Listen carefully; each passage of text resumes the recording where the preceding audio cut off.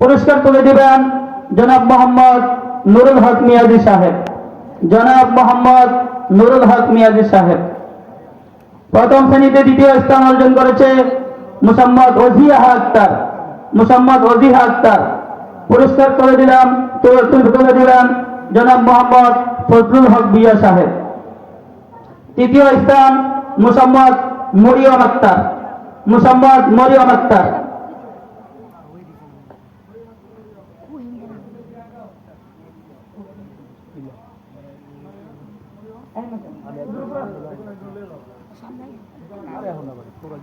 প্রথম শ্রেণী মোসাম্মদ সামির আক্তার।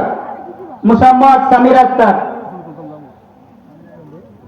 পুরস্কার তুলে দিবেন মনির কাজী সাহেব।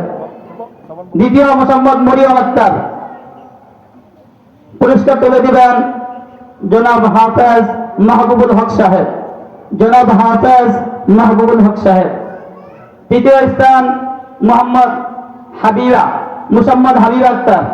মোসাম্মদ হাবিব আক্তার। পুরস্কার তুলে দিবেন জনাব মোহাম্মদ স্বপন কাজী সাহেব।